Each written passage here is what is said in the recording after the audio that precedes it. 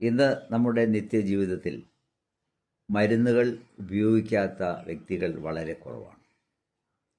ഞാൻ അലോപ്പതി മരുന്നിനെക്കുറിച്ചാണ് ഇവിടെ ഉദ്ദേശിക്കുന്നത്. ഈ മരുന്നുകൾ ഡോക്ടേഴ്സ് എഴുതി തരുമ്പോൾ അത് ചിലപ്പോൾ മാർക്കറ്റിൽ ചിലപ്പോൾ കിട്ടത്തില്ല. ചിലപ്പോൾ അത് എഴുതി തരുന്ന ഹോസ്പിറ്റലിൻ്റെ മുന്നിലുള്ള മെഡിക്കൽ ഷോപ്പിൽ മാത്രമേ കിട്ടുകയുള്ളൂ. ചിലപ്പോൾ മാർജിൻ ഫ്രീ മെഡിക്കൽ ഷോപ്പിലും കിട്ടണമെന്നില്ല.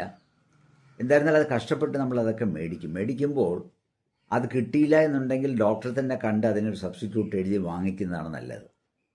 അല്ലാതെ മെഡിക്കൽ ഷോപ്പിലെ ഫാർമസിസ്റ്റ് ഇതേ സബ്സ്റ്റിറ്റ്യൂട്ട് ഉണ്ട്, ഇതേ കണ്ടൻ്റ് ഉണ്ട് എന്ന് പറഞ്ഞ് നമുക്ക് മരുന്ന് തരുന്ന ഒരുപാട് ഫാർമസിസ്റ്റ് ഉണ്ട്.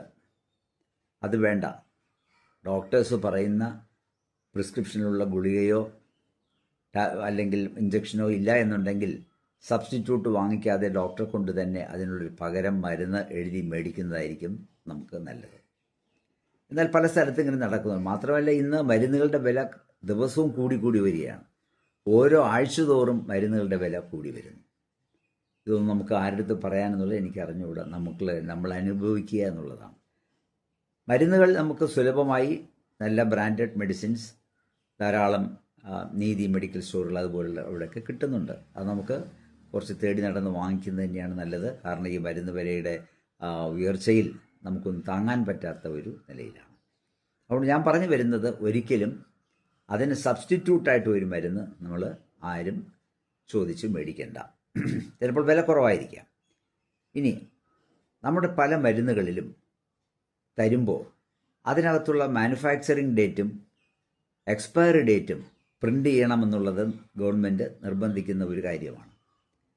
പല സ്ഥലത്തും അത് കാണാറില്ല, ചിലപ്പോൾ വായിക്കാനും നമുക്ക് പറ്റുന്നില്ല.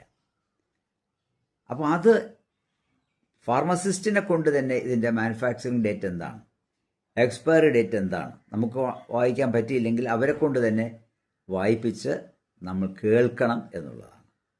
ചില പെൻഫില്ലുണ്ട്, ഇൻസുലിൻ ഉപയോഗിക്കുന്ന പെൻഫിൽ, അതിനകത്ത് എവിടെ എഴുതിയിരിക്കുന്നു പോലും അറിഞ്ഞുകൂടാ.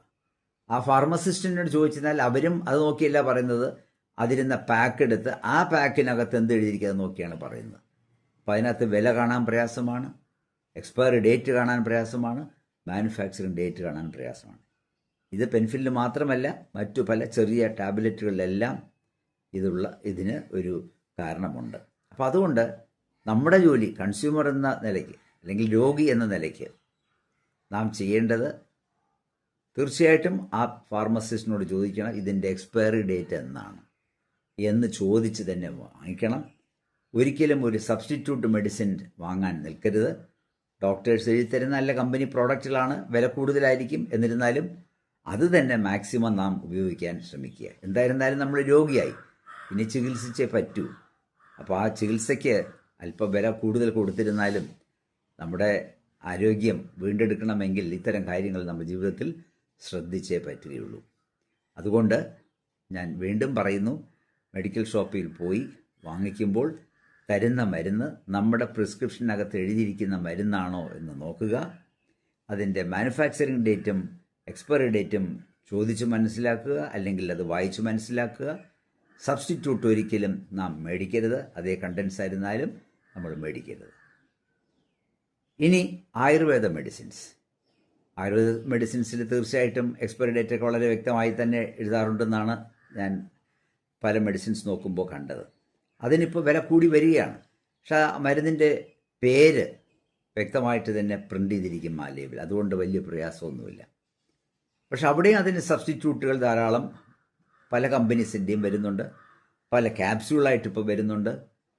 അങ്ങനെ ആയുർവേദവും ക്യാപ്സ്യൂൾ ഫോമിലും ടാബ്ലറ്റ് ഫോമിലൊക്കെ വന്നു തുടങ്ങി.